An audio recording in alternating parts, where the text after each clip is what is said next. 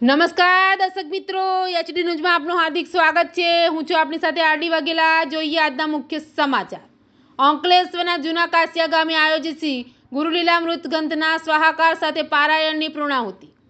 અંકલેશ્વરના જૂના કાસિયા આંબાવાડી ખાતે રંગ અવધૂત મહારાજ અજ્ઞાતવાસના સ્થળ એવા ખાતે 23 ડિસેમ્બરથી વિશેષ યજ્ઞનું આયોજન કરાયું હતું, જેની આજ રોજ પૂર્ણાહુતિ કરવામાં આવી।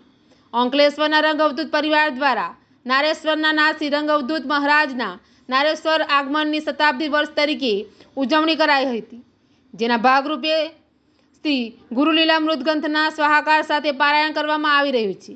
રંગ અવધૂત મહારાજ અજ્ઞાત વાસના સ્થળ એવા જૂના કાસિયા આંબાવાડી ખાતે 23 ડિસેમ્બરથી વિશેષ યજ્ઞનું આયોજન કરાયું હતું, જેની આજ રોજ પૂર્ણાહુતિ કરવામાં આવી હતી। આ ધર્મ કાર્યમાં ગોલ્ડ મેડાલિસ્ટ રાકેશભાઈ જોશી યજ્ઞાચાર્ય તરીકે યજ્ઞ કરાવી રહ્યા છે, તો કર્માચાર્ય જેતક જોશીએ ભાગ લીધો હતો। મોટી સંખ્યામાં ભક્તો આ ધાર્મિક કાર્યક્રમોનો લાભ લઈ રહ્યા છે। એચડી ન્યૂઝ સાથે રિપોર્ટ જયેશ પ્રજાપતિ, અંકલેશ્વર।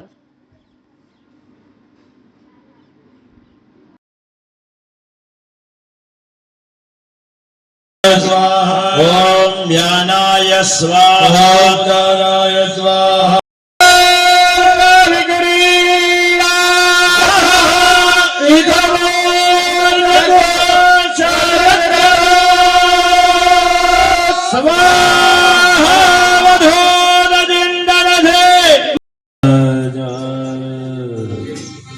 शंकर संकट हरना। गुरुदेव दत्त। रंग मारी प्राण शक्ति, रंग मारी साधना, रंग बिन कोणी करूँ आ जगह आराधना। आज अति आनंद है कि ज्या नारेश्वरना नाथ योगीराज पूज्य रंग अवधूत बापजी अज्ञातवासनी अंदर निवास कर्यो हतो एवं आ दिव्य स्थान काश्या बेट जे अंकलेश्वर भरूचथी वच्चे सुंदर स्थाननी अंदर माँ भगवती नर्मदाना कांठा पर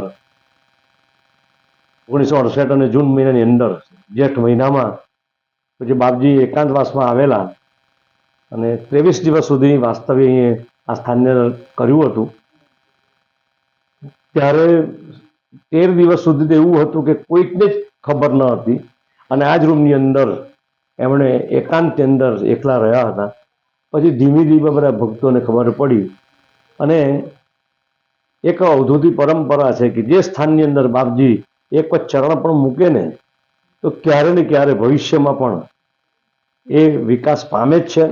અને એનો એક ઉદાહરણપૂર્વક દાખલો આ સ્થાન છે કે જ્યાં એ બિલકુલ જંગલ જેવો આ વિસ્તાર છે અને એની અંદર જંગલમાં મંગલ કે જેમ બાપજીએ નારેશ્વરને જંગલમાં મંગલ કર્યું એ જ રીતે આ સ્થાન પણ આજે આનંદ એટલા માટે છે કે અંકલેશ્વર અવધૂત પરિવાર દ્વારા અહીં આખું જે આ નવું ડેવલપમેન્ટ થઈ રહ્યું છે એમાં બહુ ભગીરથ પ્રયત્ન કર્યા છે અને આ જગ્યા એવી છે કે જ્યાં નાનામાં નાની વસ્તુ પણ અંકલેશ્વર ભરૂચથી લાવવી પણ અહીંયા કોઈ વસ્તુ પ્રાપ્ય નથી અને એ સ્થાનની ઉપર અત્યારે બહુ ભવ્ય યજ્ઞ કે એની અંદર 3,04,000 આહુતિ અંદર આપવાની એવું ભવ્ય અતિ ભવ્ય યજ્ઞ શ્રી ગુરુલીલામ સ્વાહાકાર કે જે પૂજ્ય બાપજીએ એ ગ્રંથની રચના કરી હતી એને 19,005 દોહરા અને જ્ઞાનકાંડ, કર્મકાંડ અને ઉપાસનાકાંડ એ રીતે સુંદર એનું લેખન કાર્ય કર્યું અને જગતને માટે આપ્યું।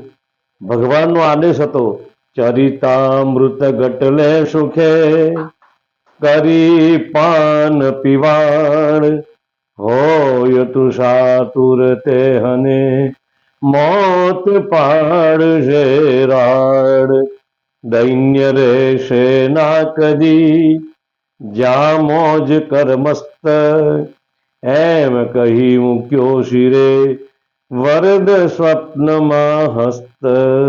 આ રીતે ભગવાનનો આદેશ છે કે એવો ગ્રંથ રચો કે જેથી જગતનું કલ્યાણ થાય અને ગુરુદ્વાદશીના દિવસે એ રચના પરિપૂર્ણ કરી અને આજે તો ગામે ગામ દેશ વિદેશની અંદર અદ્ભુત રીતે આના પારાયણો થાય છે, પ્રદક્ષિણા થાય છે, એનું લેખન થાય છે।